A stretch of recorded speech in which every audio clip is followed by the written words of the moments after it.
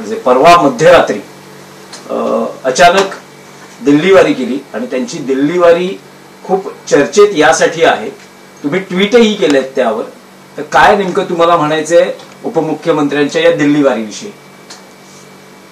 बघा, त्यांचा पक्षाचं मुख्य नेते किंवा त्यांचे पक्ष प्रमुख त्या गटाचे हे दिल्लीत आहेत, महाराष्ट्रात त्यांचं कोणी नाही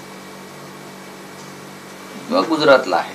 हे काय मी चेष्टेने किंवा असं त्या अर्थाने बोलत नाही, हे सत्य आहे की त्यांचे नेते दिल्लीत आहेत. मग ते अमित शहा असतील, नरेंद्र मोदी असतील, कारण मुळात शिंदे हे जे पात्र आहे किंवा त्यांचा जो गट आहे तो या लोकांनी निर्माण केला.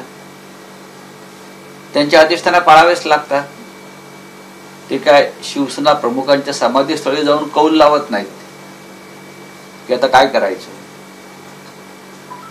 त्याच्यामुळे ते गुरुपौर्णिमेच्या निमित्तानं 100% दिल्लीला जाणारच होते. त्यांचा कार्यक्रम ठरलेला होता. जाताना त्यांनी, मी जेव्हा तुम्हाला माहिती देतो तेव्हा ते अधिकृत माहिती असते. यापूर्वी सुद्धा मी त्यांच्या दिल्ली भेटीवरती अनेक गोष्टी सांगितलेल्या आहेत. त्यांनी ते गुरुपौर्णिमेचं सगळं सामान त्यांच्या विमानातून नेलं होतं. हे त्यांचं काय पाय धुण्याचं, फुलं, पूजा अर्चा, आणि त्यानुसार कृष्णा मेनन मार्गावर आणि अन्यत्र ते गेले आणि त्यांनी त्यांची पूजा अर्चा केली. अमित शहांची गुरु म्हणून त्यांच्या चरणावर डोकं ठेवलं, त्यांच्या पायावर चाफ्याची फुलं वाहिली. मी सांगतो, त्यांच्या पायाला दोन्ही चंदन लावलं. हे फोटो जरी काढता आले नसले तरी माझ्याकडे पक्की माहिती आहे. आणि मग ते इतर नेत्यांना भेटले. त्यानंतर एकनाथ शिंदे यांनी देवेंद्र फडणवीस यांची तक्रार केली नेहमीप्रमाणे की ते आमची कोंडी करतायत,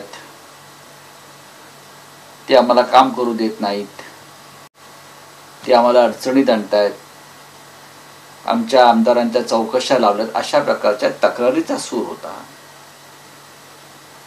आणि त्यानंतर त्यांनी स्वतःच एक ऑफर अशी ठेवली की आता परत महाराष्ट्रात जी एकजूट झाली आहे मराठी माणसांची, ती अधिकाधिक भक्कम होईल आणि त्याचा त्रास आम्हाला होईल.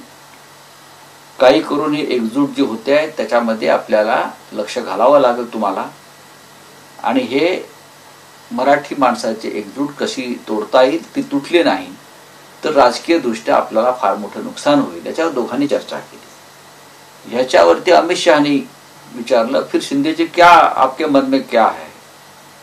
तेव्हा शिंदेजी म्हणाले की मला मुख्यमंत्री करणं हा त्याच्यावरचा उपाय आहे. मी जर मुख्यमंत्री झालो पुन्हा तर मी या सगळ्या गोष्टी थांबवीन, आणि ती थांबवल्यामुळे महाराष्ट्राचं राजकारणाला स्थैर्य लावेल. हे त्यांनी अमित शहाना सांगितलं, मला मुख्यमंत्री करा.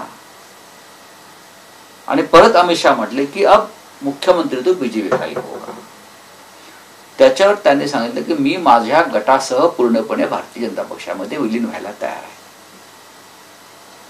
मी विलीन व्हायला तयार आहे, पण मला मुख्यमंत्री करा. हे त्यांचं जे भूमिका आहे ही त्यांनी वारंवार याआधी सुद्धा सांगितलेली आहे. आणि काल पुन्हा एकदा ते इतके डेस्परेट आहेत की मी माझा जो काही गट आहे तुम्ही स्थापन केलेला हा तुमच्याकडे मी विलीन करतो, पण मला मुख्यमंत्री करा. इतका डेस्परेट राज्यकर्ता किंवा मंत्री मी महाराष्ट्राच्या राजकारणात याआधी पाहिला नव्हता.